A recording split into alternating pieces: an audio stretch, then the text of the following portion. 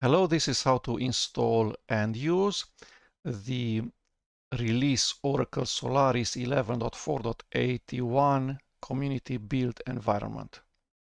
This is the announcement. It's a pre-release version, not the final one that is going to be available to commercial users, but just before that. And it's available for enthusiasts, not to be used for in commercial purposes, but we're just using this version to evaluate and see the operating system Oracle Solaris. This is how it looks like after you install the Solaris-desktop binary package. There's a text user interface in ISO. You install that. I'm on the Linux operating system Ubuntu 25.04. I could not install Oracle Solaris inside QEMU, but I could install it inside Oracle VM VirtualBox, or inside VirtualBox. This is how it looks like after you install the GNOME desktop. That's part of the Solaris-desktop binary package.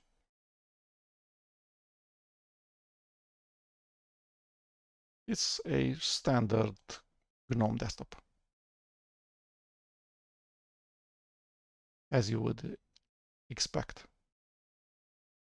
It's using X11, GNOME version 3.0. Let's look at the list of packages. We need a terminal.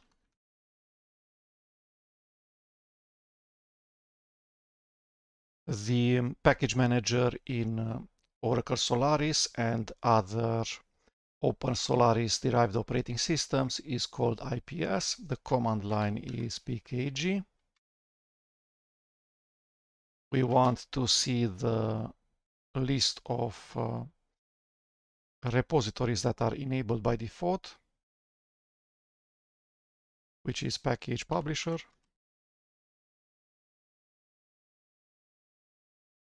Just one repository is enabled by default, which is provided by oracle.com, so it's online. Let's look at the list of installed packages.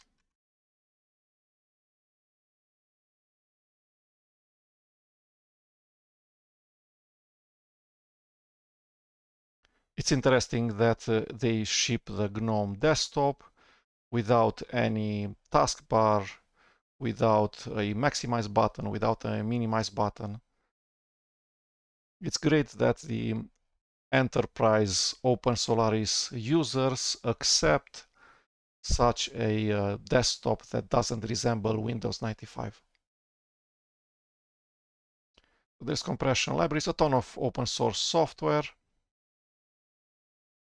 The consolidation is mainly software provided by Oracle themselves. A ton of the packages in this list sound familiar if you're a Linux user. The audio-video codecs, FLAC, OGG, Theora, Vorbis, Pix, etc. The compression, Z-Standard, XZ, bzip2, etc. GNU PG Crypto, CA certificates, docbook for manual pages,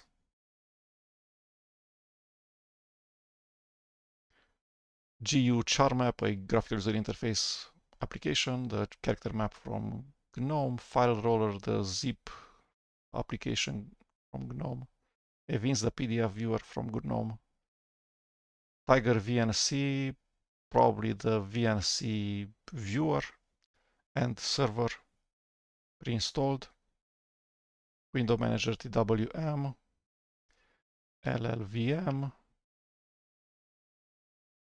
GNU make,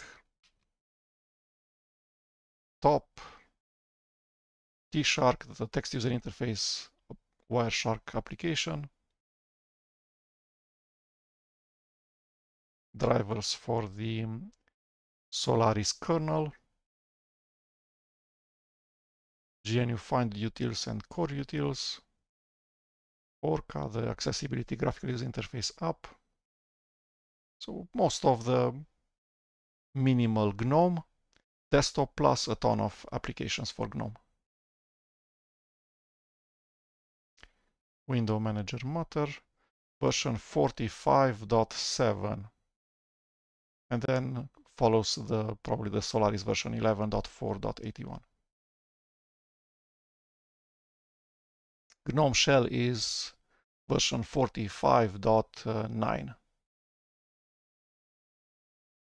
So that means that GNOME is at least version 45, which is September 2023. So 1.5 years ago, pretty recent. Pre-installed, or after you install Open Solaris and then you install the package Solaris-desktop, you get many shells for the terminal. So there's Z shell, TC shell, K shell, and bash. For Solaris zones, there's the brand Solaris, which probably is the current version, Solaris 11, and then there's Solaris 10. And also an SSH server seems to be installed by default.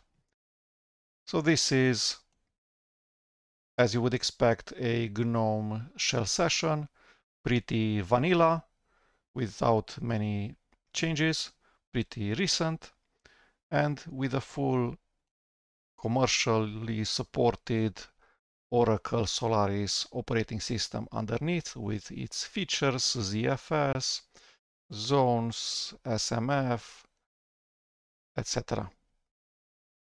Next up, we'll see how to install this operating system from scratch in a virtual machine. Hello, this is how to install and use Oracle Solaris 11.4.81 Common Build Environment CBE, the Enthusiast Solaris release. Let's go to the Oracle Solaris downloads page.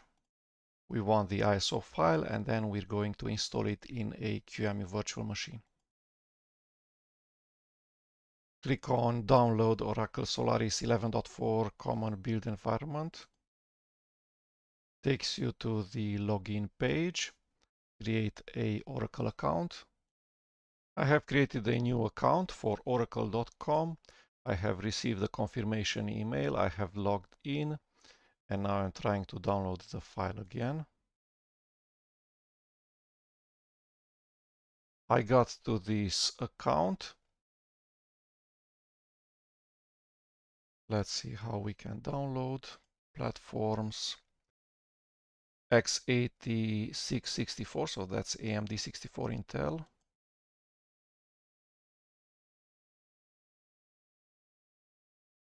There's a repository for packages for IPS. There's ISOs. Let's download just the ISO and the install guide. Download button. Says that I must accept the EULA, Oracle License Agreement. Download again. That did not work. It has some download manager, so I'm going to just download the files individually by clicking on the name of the file.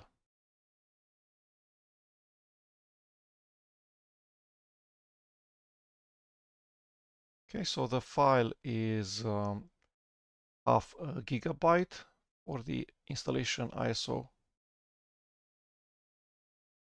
Automated installer boot image.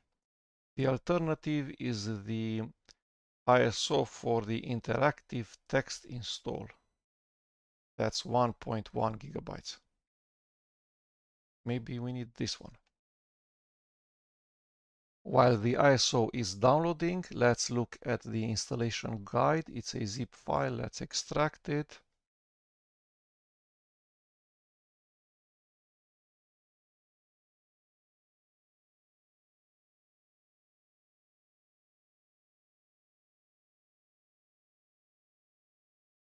install repo.k shell.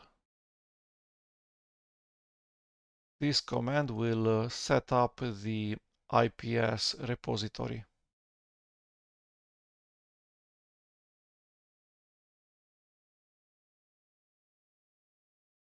Also, previous versions of Solaris that I have evaluated work like this. You download the ISO, and because I'm just evaluating, I don't have a contract with Oracle.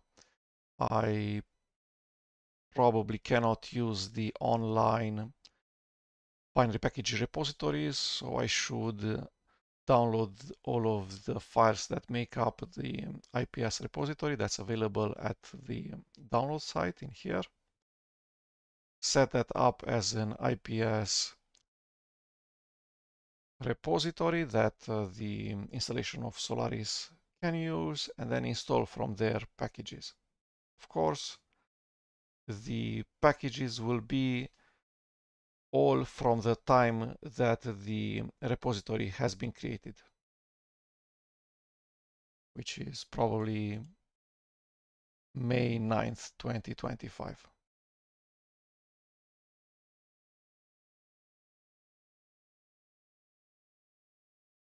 Because this ISO says that it's an automated installer, I'm not exactly sure that that's what I need to use. And again, it's smaller. It's 570 megabytes versus the text ISO installer that says that's interactive.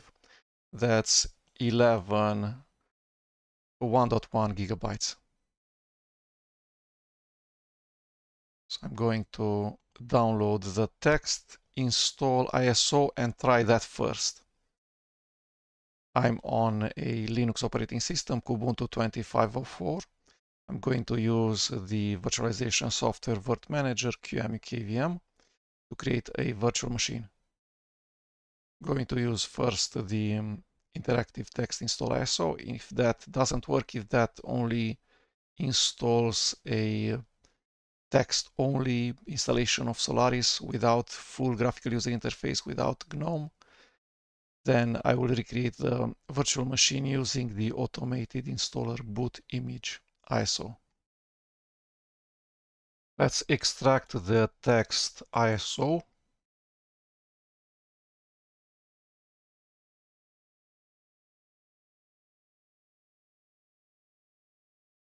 Let's start the software Virt Manager, virtual machine manager, and create the virtual machine. File, new virtual machine, ISO, forward, browse, refresh, sol 11481, text. Could not detect. There's no Solaris in the templates, so we'll need to guess a template. Let's pick the newest NetBSD. 10 gigabytes of RAM, 14 vCPU, CPU threads,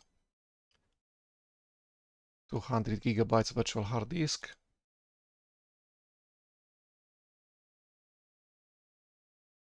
customize, and we want BIOS, we want the newest motherboard.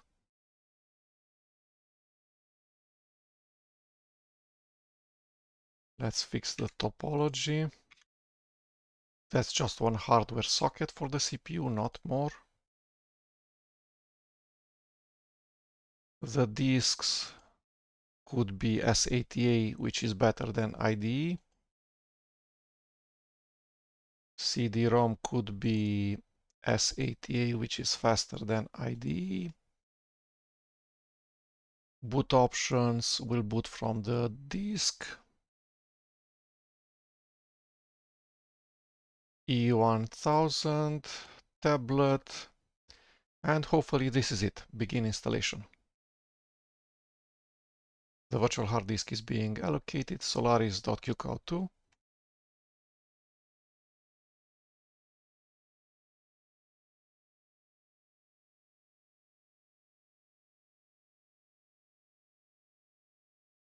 Left Control and left Alt to exit the mouse grab.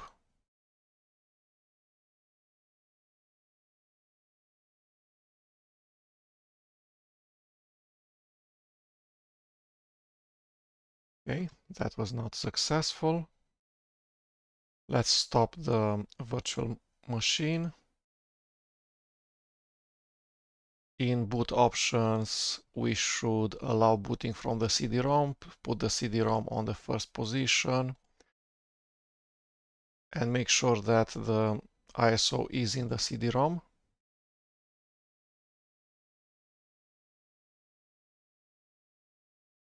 Let's try now.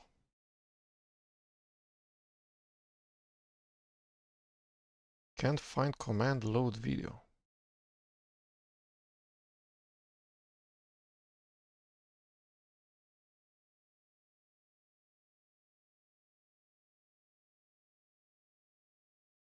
It's possible that Solaris was tested on VirtualBox, not tested on QEMU. VirtualBox is an Oracle software. So maybe we should install VirtualBox and use that.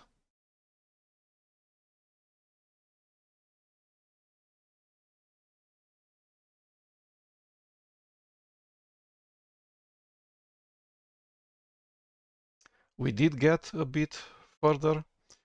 So usually most operating systems, Virt Manager knows how to run them like this. First time boots from the ISO, from the CD-ROM, and then once the installer wants to reboot the first time from the CD-ROM, then the virtualization software Virt Manager will make it such that the next time after reboot, the system, the virtual machine boots from the virtual hard disk, not from the ISO. Whereas this installer has rebooted on the ISO, installer for Solaris, restarted, wanted to start again from the ISO, from the CD-ROM, restarted, I don't know, 4 times at least. And each time it still wanted to boot from the ISO. That's why we needed to edit the virtualization virtual machine boot order. 27 is US English. Default 3, which is English.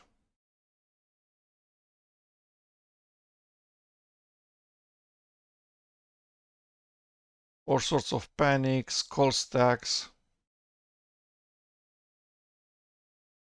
system dumps, reboots. I'm going to guess that what I want to do is to actually install VirtualBox on this computer and use that.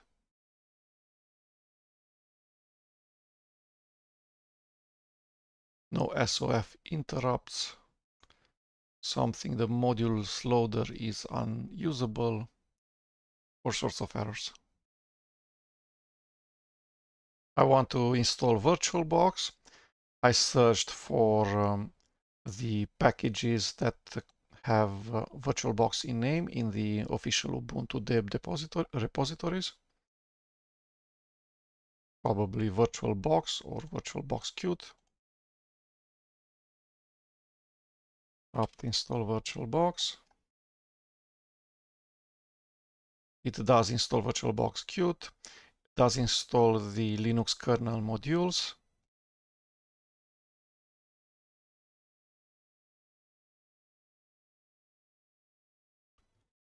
For some operating systems, maybe I want to install inside the virtual machine the guest additions.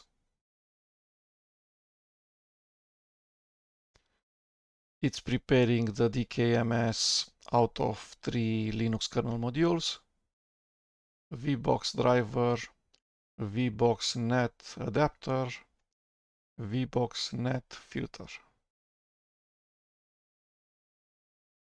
Okay, hopefully this is it.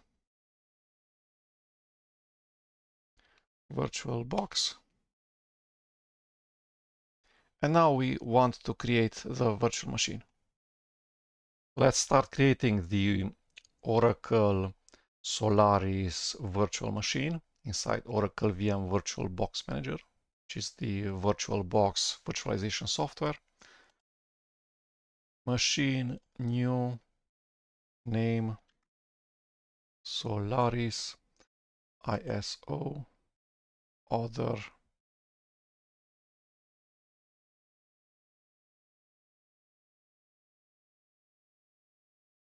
sol.iso, type Solaris. It automatically recognizes the type of ISO, 64-bit.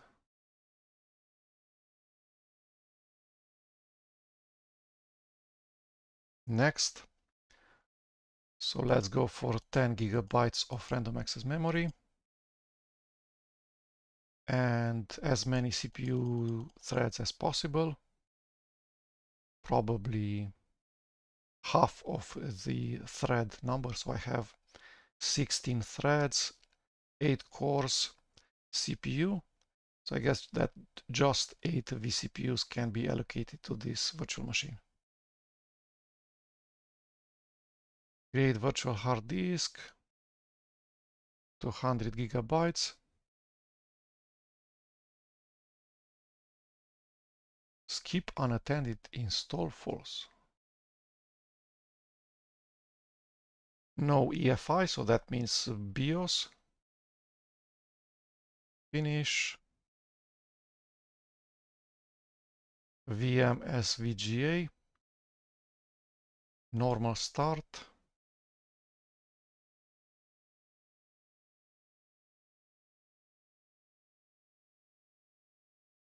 Finally, I have managed to get at least the Oracle VM VirtualBox virtual machine to start.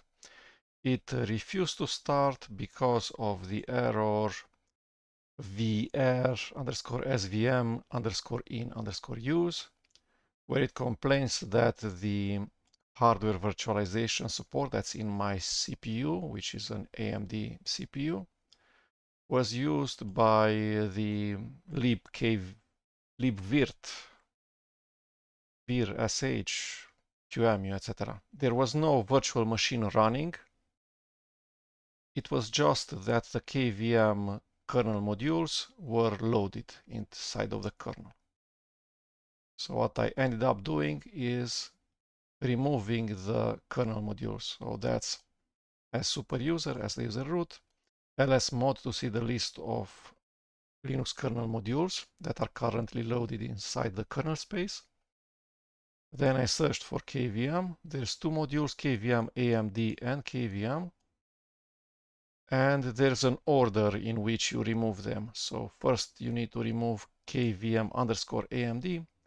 Then you remove KVM. And then if you list the modules again, there's no KVM module inside the running kernel any longer. After which you can start the virtual machine. Let's see what it says. To select the keyboard layout 27, which is US English. To select the language 3, which is English.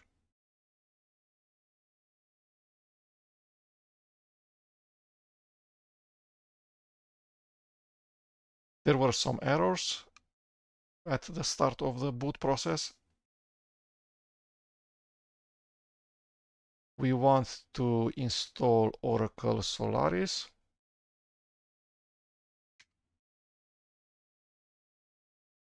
For now, I have just confirmed all of the default selections in the installer. Keyboard language, the language of the operating system, and then that I want to install Oracle Solaris.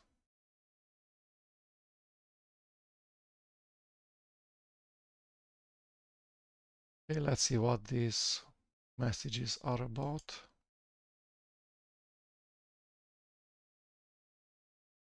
Okay, mouse integration. This is the text user interface installer. Let's see how it works. Has F keys, function keys at the bottom at the bottom of the text user interface window.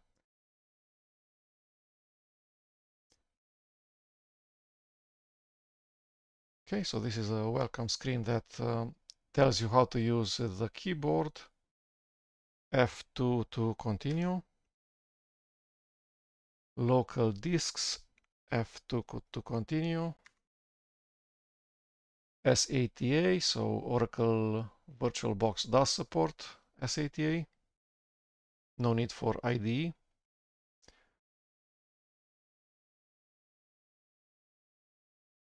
The virtual hard disk is not partitioned in any way.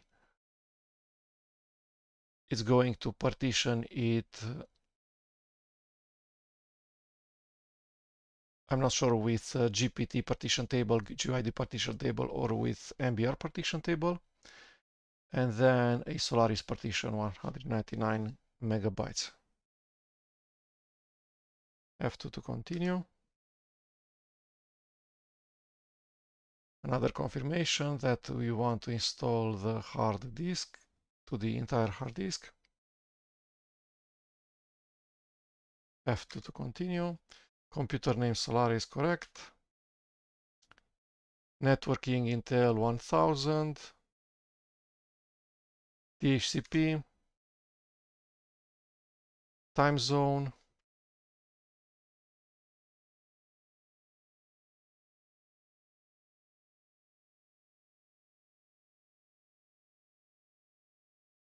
United States, F2. Easternmost areas. There's no Eastern in New York. F2 to continue. English. EN US UTF-8, please.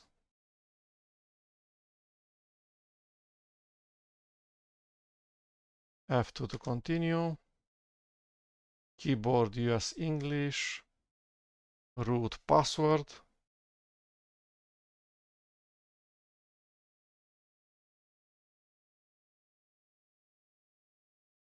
User account. I'm not sure if administrator is used or not, or is too long.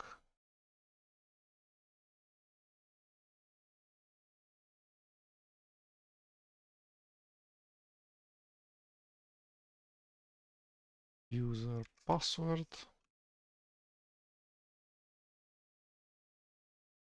F2 to continue. Password must contain at least 6 characters.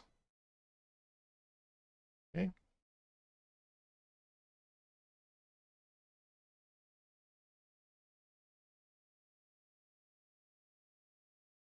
F2 to continue.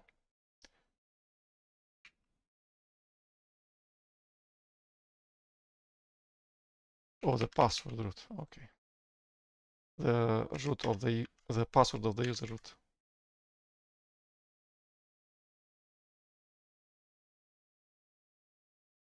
Okay.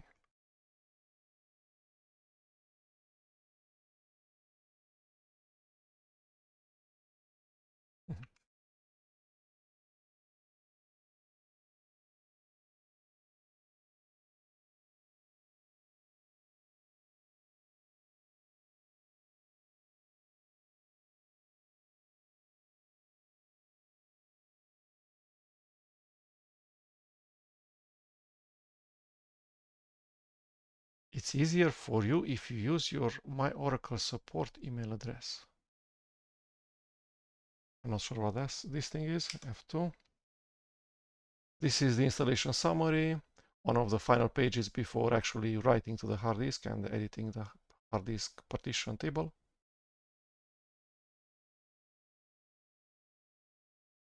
Sounds okay.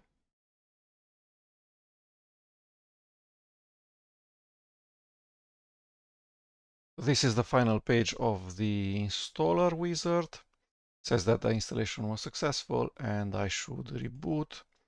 and that's the F8 key.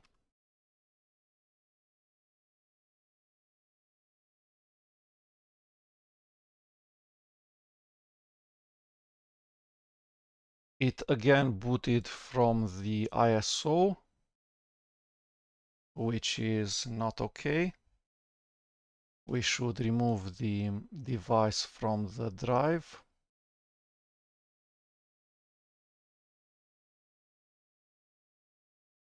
Cancel.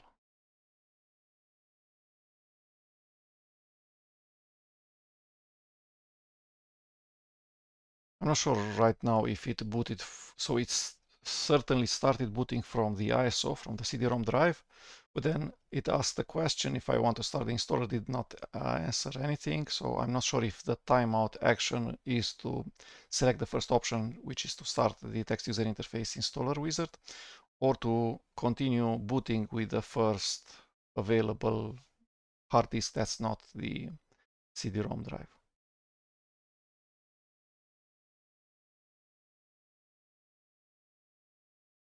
It's certainly booting in a different way than previous time when the text user interface installer wizard was started.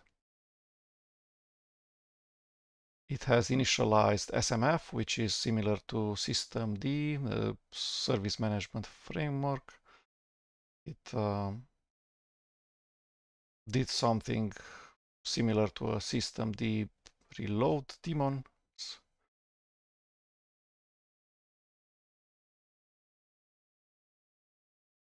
Okay. And it asks for a login. Let's try to shut down the virtual machine such that we can remove the ISO. Machine ACPI shutdown. If that works. Nope. So we should log in as the user root and then shut it down correctly. How do we do that?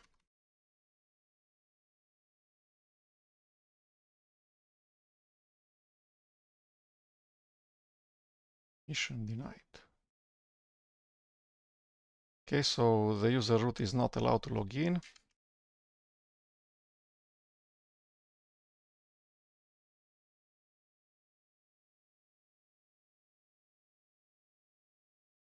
And the user administrator is allowed to log in. Let's see how we can reboot the Solaris computer. Google search says that if you're the user root, you can just run the command reboot. Let's do that.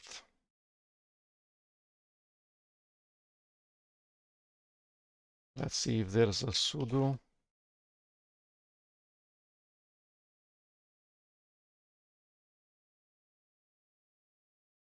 So sudo su seems to work.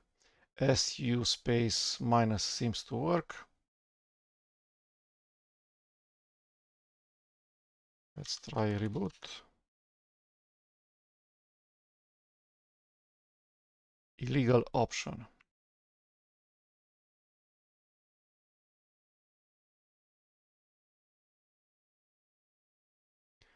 /usr/sbin reboot.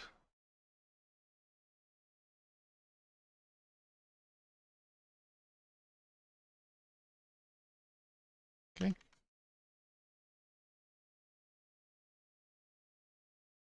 We want it a shutdown actually, not a reboot.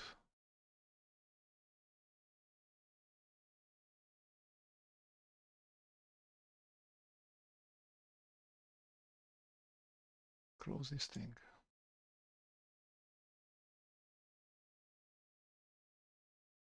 Okay, settings and storage. Remove this thing and start again.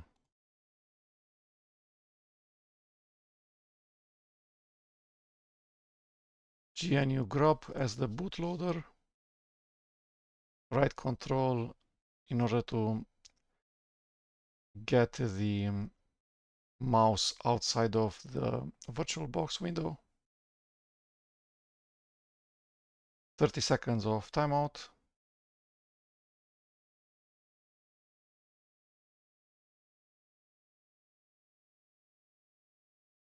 I have just installed Oracle Solaris from an 1.1 gigabyte ISO, and that I thought would install the full graphical user interface desktop GNOME with the desktop manager, and it would automatically boot to graphical user interface run level.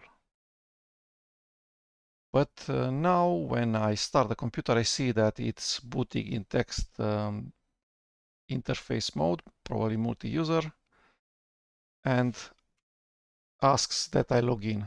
So let's see.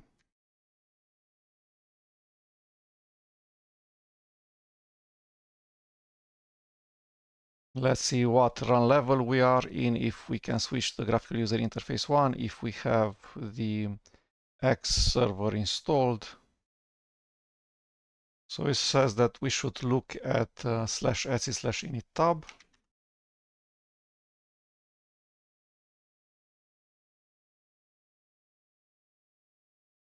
For the default run level, because this is where it's specified.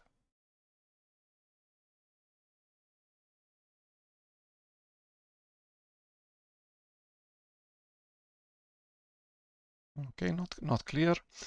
These are the run levels similar to Linux 20 years ago.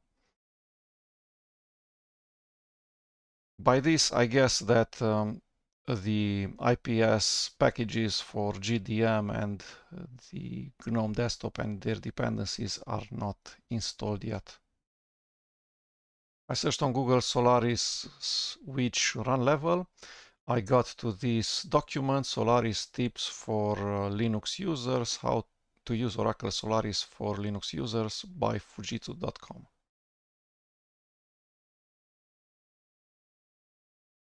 It talks about the differences between Red Hat Enterprise Linux and Solaris.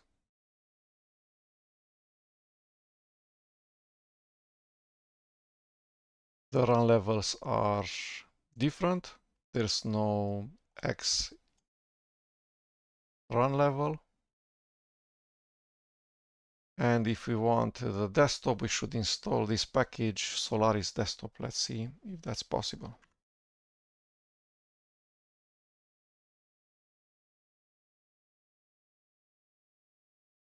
Okay, I'm not the super user.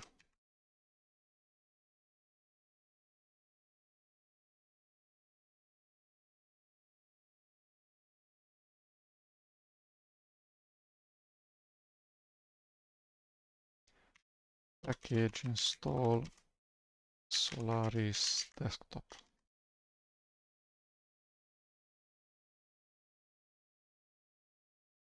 So there are some repositories set up for IPS.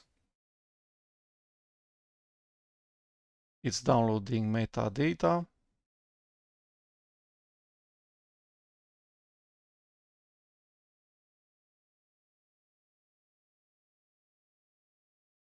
Which probably means that also the networking works. It's downloading many binary packages, the audio video codecs. We'll install 257 packages. File roller, which is the GNOME application for zipping files and unzipping, evince the PDF viewer.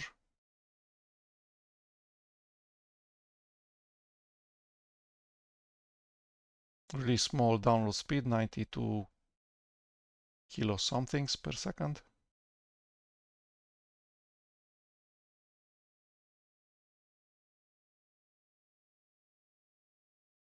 The speed keeps increasing. 8 megabytes or bits per second.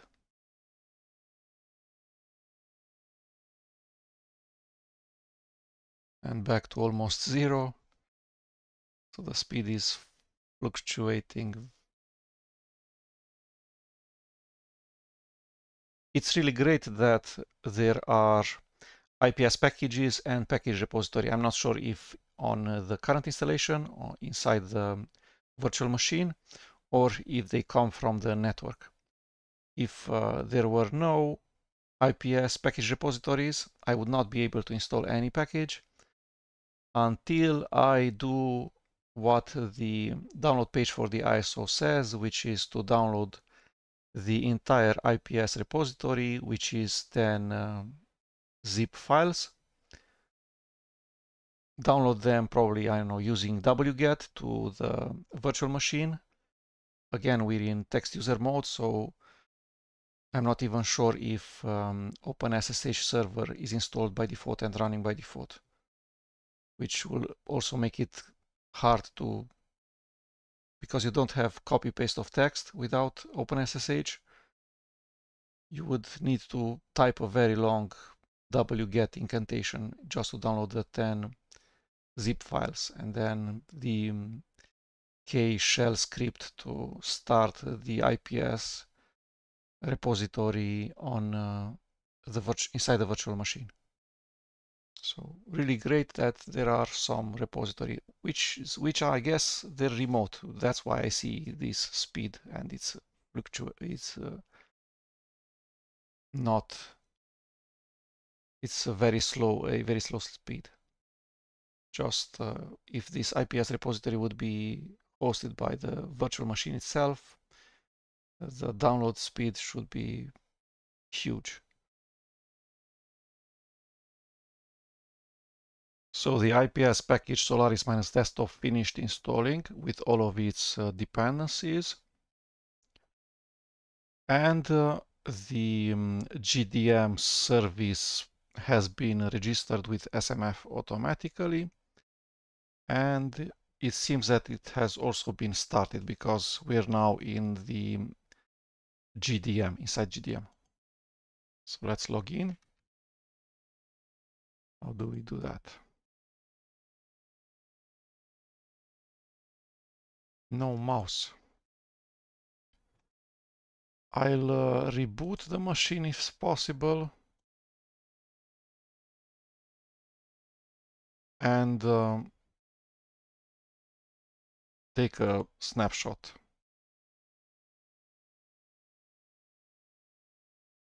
Let's see where snapshots are. This button, snapshots, take after install.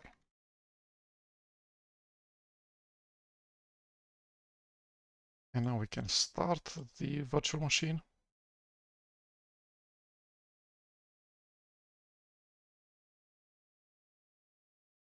"30 seconds timeout in GRUB, the bootloader."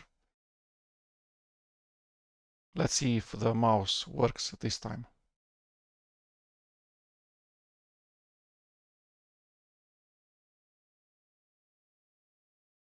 So the Solaris operating system has booted to the default run level, which is probably 3. Showed for a minute the text user interface, the command line, where it asks for user and password, but then immediately started GDM. I didn't need to do anything, so I guess that there's no need to perform this step as we see ADM restart GDM.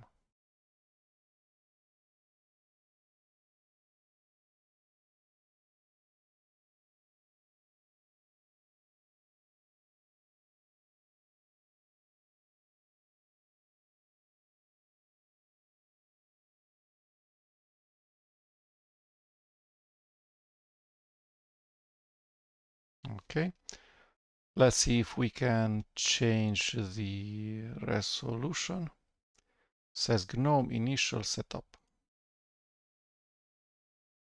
Okay, English US.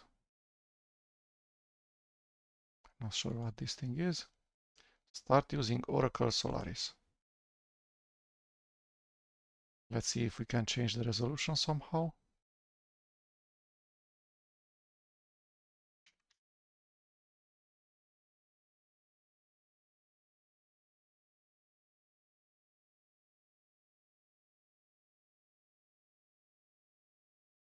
I have searched for resolution in the settings application inside GNOME. Takes me to the displays control panel module. Let's see if we have a larger resolution than 800 by 600 4 by 3.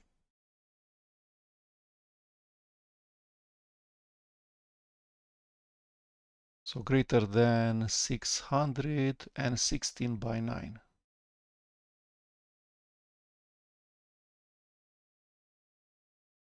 This guy. 720p. Keep changes. Okay. Next up, I'm going to see if the SSH server is installed, and I'm going to try to connect in text user mode, so using an SSH client. And then I want to also enable the VNC server and connect to the desktop inside the virtual machine using the VNC protocol. I want to connect from the host computer to the virtual machine using the SSH protocol. I'm looking at the IPv4 addresses of the network interface cards of the virtual machine and of the host machine. So that's ifconfig space -a on Solaris and IP space A on Kubuntu 2504. I can guess that the IPv4 address inside the virtual machine is 10.0.2.15. The network 10.0 is not available at all inside the host machine. So I guess that's because of the VirtualBox networking.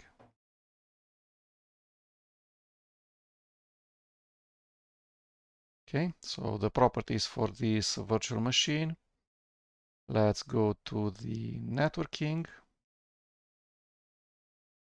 and see what this is. So NAT, in the sense that the virtual machine can connect to the internet, but the host cannot connect to the virtual machine.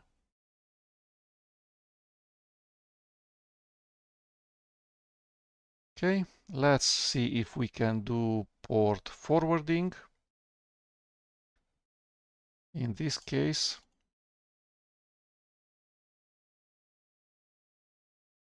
so we want to expose at least port 22 inside the guest. So that would be guest port 22, host port 1022.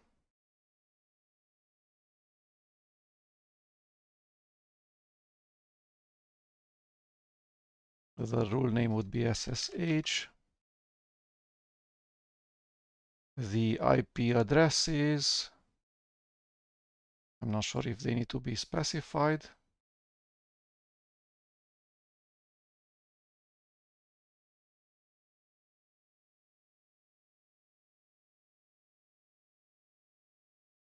So the guest is 10.0.2.15 and the host is 204.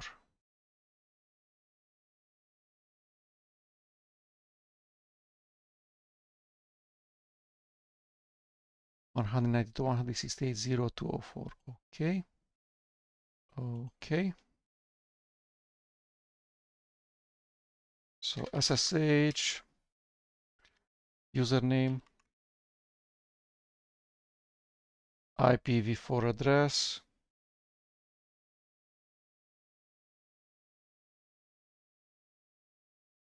and I'm not sure how to specify the port.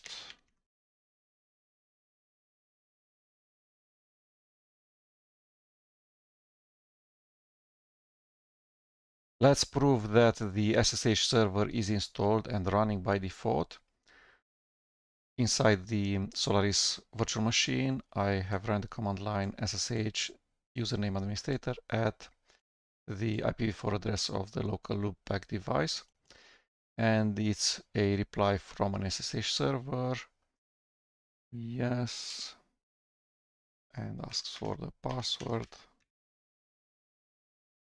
So indeed, the SSH server is running by default, is listening at least to the local host network interface card, and you can connect to it using the user administrator.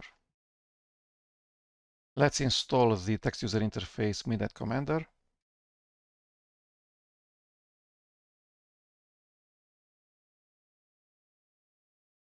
That's pkg search mc.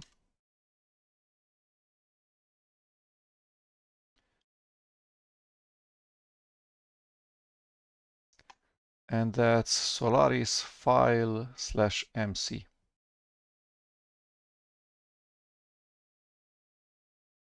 Let's see how we install that. Package install.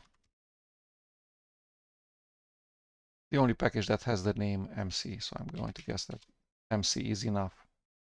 When you install a package using IPS, using the command line pkg, you can provide either a full URI like this, starting with the protocol pkg:/, or you can say just the name, the final name of the package, or you can also specify the version or specify the directories, as it were, as in file/mc.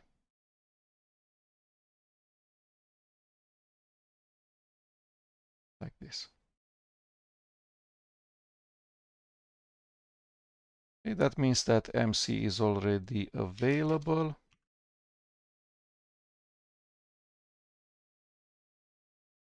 There's no /etc/openssh directory, but MC does not exist. I could not install MC, probably not available. The file/mc is not Midnight Commander. Searching for Midnight doesn't return anything. So I'm going to use just a terminal. /etc.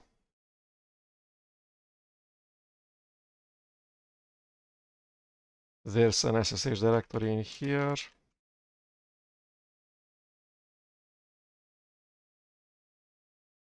And this is openssh. So an SSH dconfig. Let's see what editors do we have.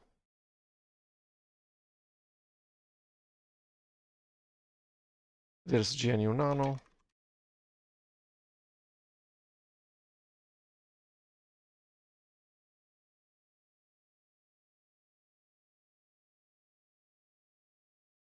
The default listen address is all interfaces. Yeah, we need to see if it listens on other ports than the local host.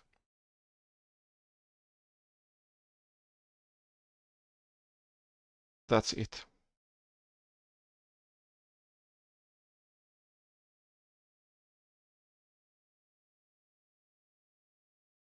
So SSA again, ifconfig -a SSH username at and the IPv4 address of another network interface card, the net01, so 10.0.2.15. Are you sure you want to continue? Yes.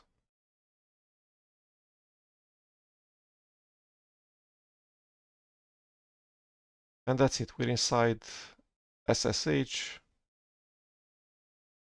which we can exit once, twice. And the third time it closes the exterior command line shell that closes the terminal graphical user interface application, GNOME terminal. I have finally managed to port forward the port 22 from the virtual machine towards the host operating system, but because the host operating is Linux or Oracle Solaris, I cannot pick a TCP port smaller than 1024, and I was always trying with a port 1022, so that did not work. SSH localhost, and the port is 2022.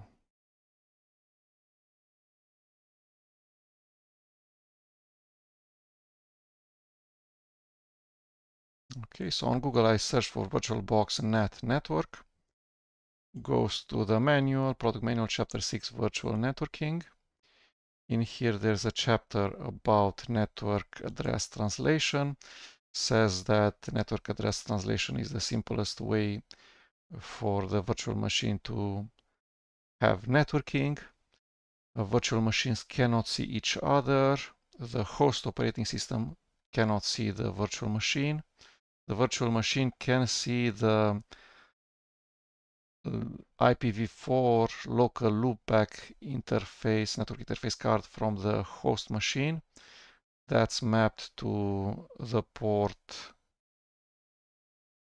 There's an IPv4 address inside the virtual machine that's mapped to the local host network interface card of the host. And we can configure port forwarding.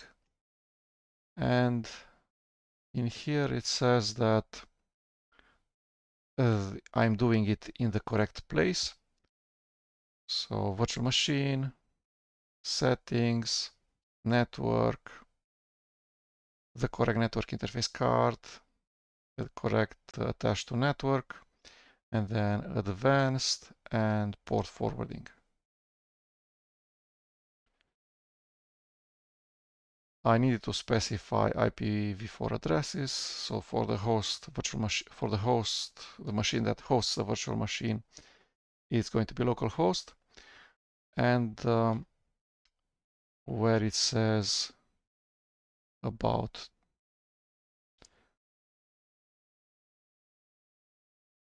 after configuring port forwarding with NAT, network address translation, there's a chapter NAT limitations where it says that you cannot use ports smaller than 1024 on the host machine if I'm using Linux, Solaris, macOS.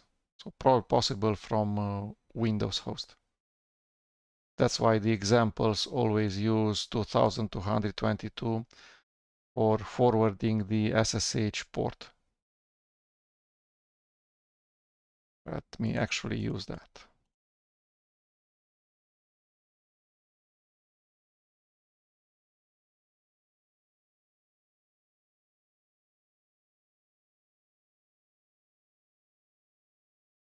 And the changes are instantaneous. You just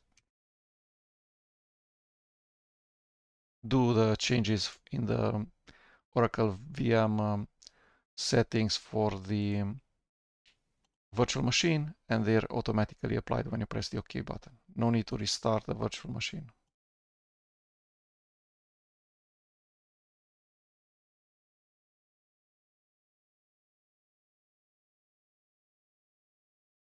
Okay, so with that SSH works, which is important because like this I can copy paste text. So I can use a web browser in the host machine and paste commands towards the virtual machine using the SSH connection. The Solaris installation does have a web browser. That's Firefox. Where is it? .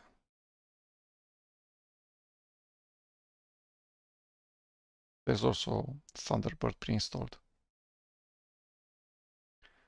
Let's now see if we can connect to the virtual machine in graphical user interface mode using a VNC server. I saw that tigervnc is already installed. So package list grep vnc.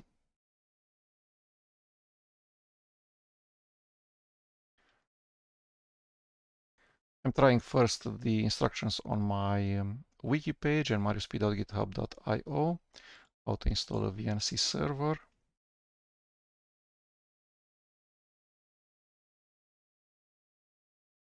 Using the SSH connection, I can paste commands. So tigervnc is already installed.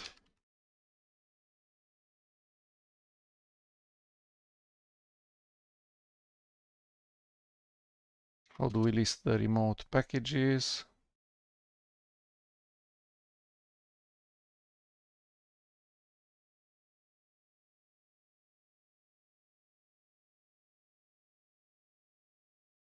I don't know. List.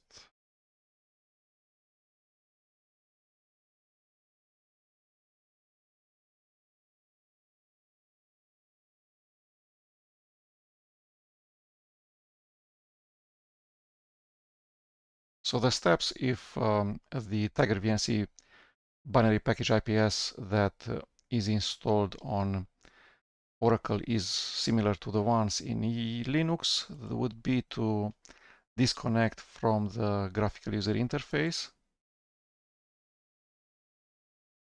How do we do that? I want to log out. Okay. Then using SSH, make sure that you're the user administrator, not the user root. We're going to set the VNC password.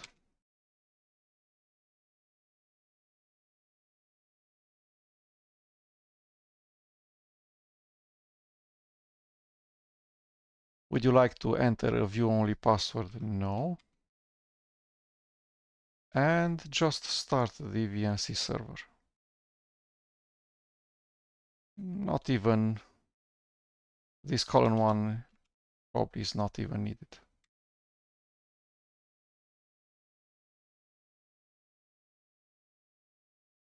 Okay, and we want to not background this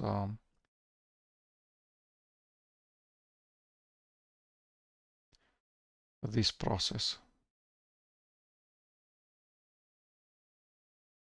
It says that the one desktop or VNC session has been started. That will probably mean the TCP port 5901, so 5901, which will need to port forward. So settings, network, port forwarding, copy. This is VNC. The same values for the IP addresses. And this is 5901 for the virtual machine. And for the host, let's see if that's possible to have the exact same port.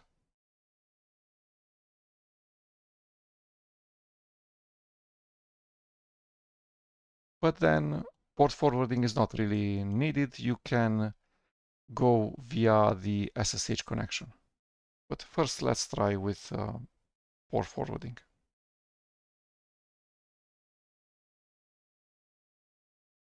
Okay. VNC viewer. I'm using tigervnc both on the server, so on Oracle Solaris virtual machine, and also on the VNC client, the virtualization host. The server is localhost. The default port, which is 1. I don't know, maybe try to connect to session 0. This time I have run it from the command line, specifying the IPv4 address and the VNC session. So I want session 1 from the local host because we're using the same TCP port both on the VNC server and on the VNC client, which is 5901. Asks for the non-read-only password. And we're connected. Inside the virtual machine, we can see that the virtual monitor, as it were, so this is similar to the monitor, keyboard, and mouse, the physical ones in a hardware machine. This is what we're seeing here in VirtualBox. Whereas this thing is a different connection to the Oracle virtual machine running Solaris. So we're connected to the Solaris X11 server running GNOME shell using the user administrator, but to a different session, different X11 session than the one that GDM is running. Let's see if resizing the desktop works. And it does. That's an important feature to have. So this allows you to resize the Solaris desktop as you please. You can make it be full screen, no stretching, nothing. Just the VNC client talks to the VNC server and tells it, hey, please tell the X server to change its resolution to this one, which is half of 1080p, but then with less height than 1080p. So that's something like 1044 by half of 1920. Let's see if we can actually see the resolution.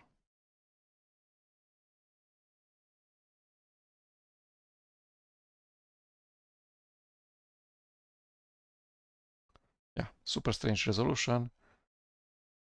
959 by 1008. So this feature is priceless for me. This is the way that I want to connect to all of my virtual machines and to all of my remote machines. I want to be able to resize them easily by just resizing the window of the RDP client or of the VNC client. The speed, as you can see, is really good. Incredibly fast. I can totally work and do programming in such an environment. Let's now see if copy-paste works. Right-click copy, right-click paste. It does. Let's see in the other direction. How do we select text?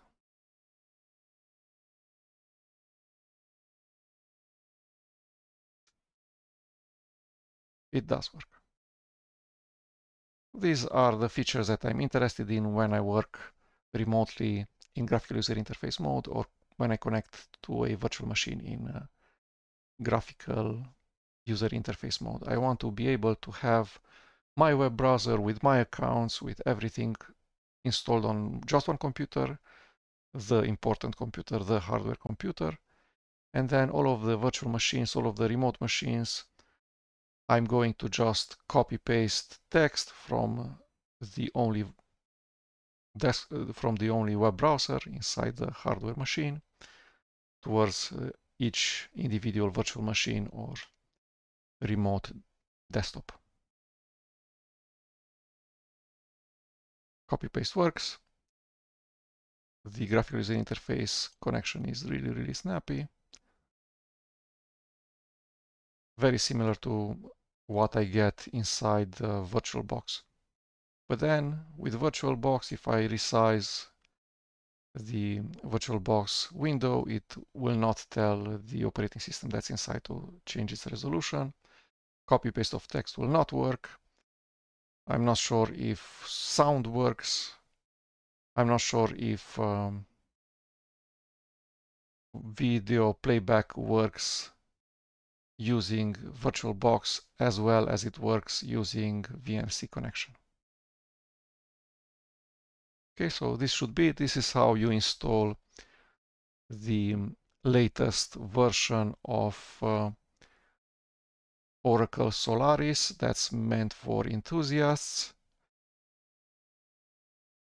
This is how you install it in VirtualBox, which is a software virtualization software that's also from Oracle. This is how you install the desktop environment, GNOME, which is the default graphical user interface session for Oracle Solaris.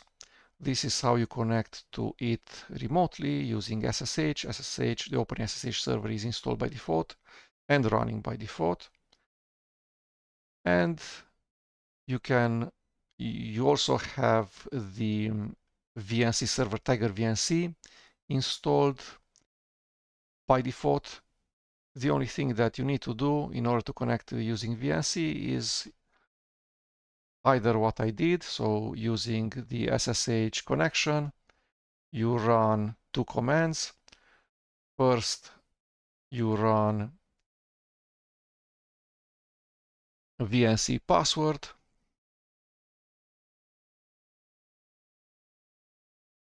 this thing, and then you run VNC server. And then from the host computer, the command line, if you have a VNC viewer from tigervnc or from a similar package, would be VNC viewer space and then the IPv4 address of the Oracle operating system. And then you want, in this case, the first RDP session. And maybe also this alternative works. Let's actually test this. We can see that the VNC server is running. I have run the command ps-aux, which lists all of the processes with many details per process, each process per line. And then I went grep, search for VNC, and I found the VNC server xVNC running on the RDP connection 1.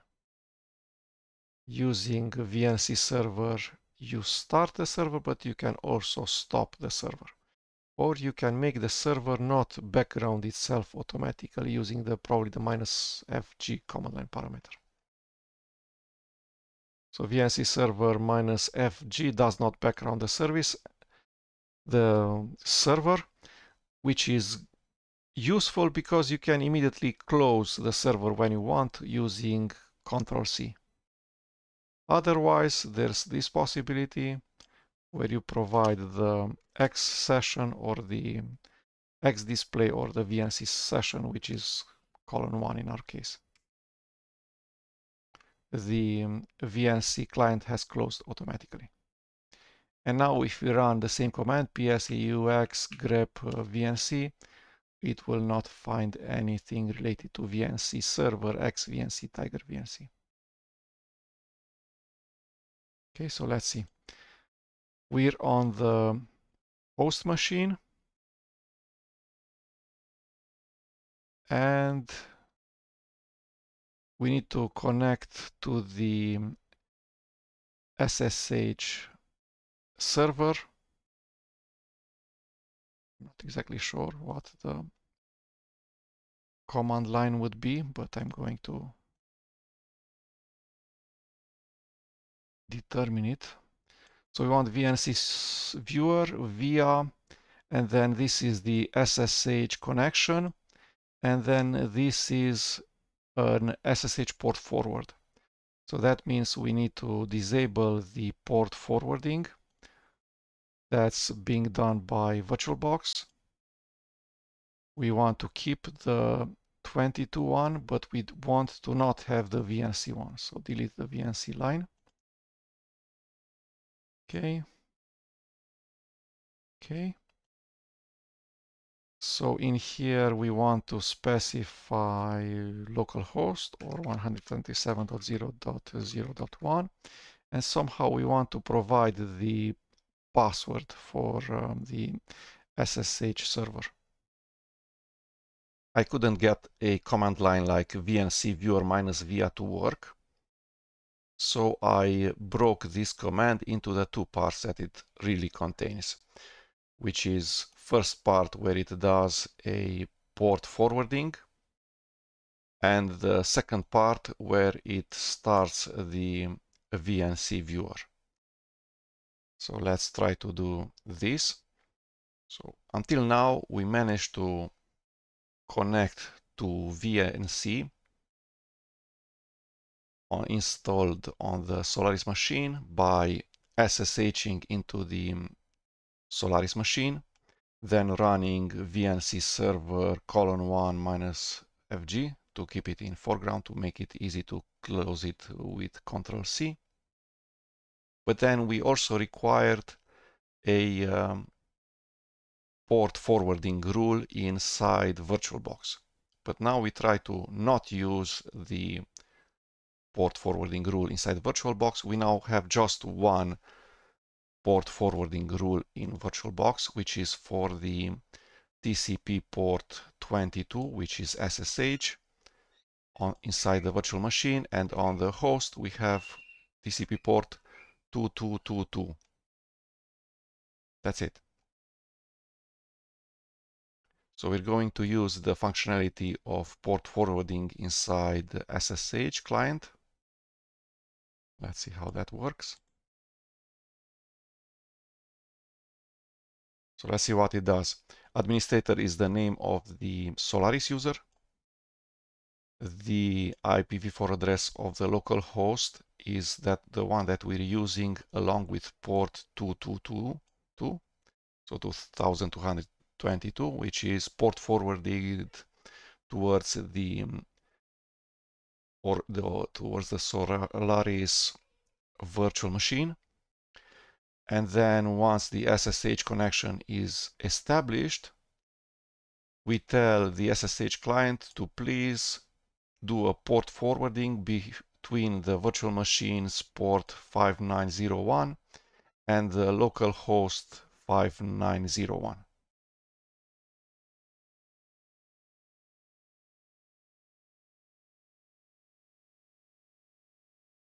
Okay, next up. Once we're inside the SSH connection, we need, as the user administrator, not as the user root, we need to run the VNC server.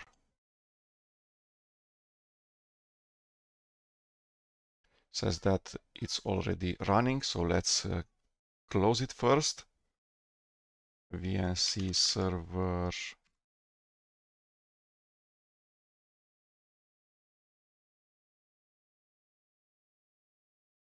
help. Okay, kill and 1. Okay, now we can start the VNC server.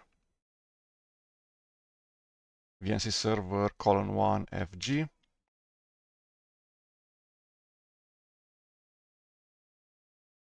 Okay, and about this time the desktop is running under the VNCX server. And now we can just connect. We're connecting to localhost, to port 5901, which is this guy, which is port forwarded to 5901 inside the Solaris virtual machine.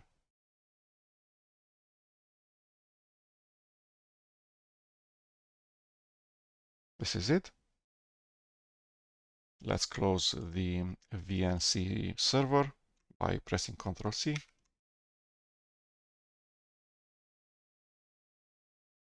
Or you could do all of this thing in a single line. We're doing the same command line, this one. So SSH -P, this part is here, this part is this part. What has changed is that we're using the -F command line parameter for the SSH client, which means background the SSH connection and tell it to execute the following commands, which is this block, which goes VNC server :1 FG, and then it's going to sleep 20 seconds. This sleep 20 seconds is not really needed. It's when the VNC server is being closed, then 20 more seconds will pass until the SSH connection will close. And because the SSH command is backgrounded, so it's detached from the command prompt, then we can run additional commands in the same command prompt inside console in here. This is exactly this part. This is exactly this part. And this sleep 20, which is again not really needed. I'm not sure how well this works, in the sense that it does work, but then when does the tunnel close? When does the SSH client close? When does the VNC server close? This first option gives you the best of control. You know exactly when the SSH connection closes because you just exit the SSH tab. Inside console, you just press Ctrl D. You know exactly when the VNC server closes because you're pressing Ctrl C and the VNC server will close.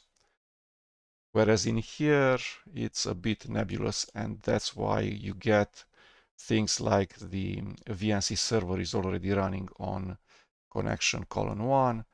That's why you get that the TCP port 5901 localhost is already in use. But the upside is that you only need one tab inside the console. You don't need two. Let's actually see. Ctrl-Shift-V asks the SSH password. The first VNC viewer connection fails because it takes a while for GNOME desktop to start. Now the GNOME desktop has started, and the VNC viewer asks if you want to reconnect. At the moment that you see this line, log file is solaris:1.log, is the moment that you can reconnect using tigervnc. So says attempt to reconnect, yes.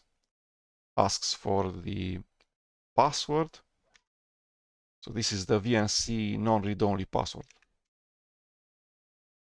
That's why it doesn't ask for a user, just the password. And that's it. You're now connected to Solaris using tigervnc client. Solaris has pre-installed the tigervnc VNC server, and we're using everything through a SSH connection. So if you can connect to the Solaris machine only via SSH, all of the other TCP ports are firewalled or blocked or not port forwarded, that's enough, because via an SSH connection you can create TCP tunnels and create one for the VNC port 5901, and that's enough. So this is how you install and use the fresh Solaris release for enthusiasts. Thank you.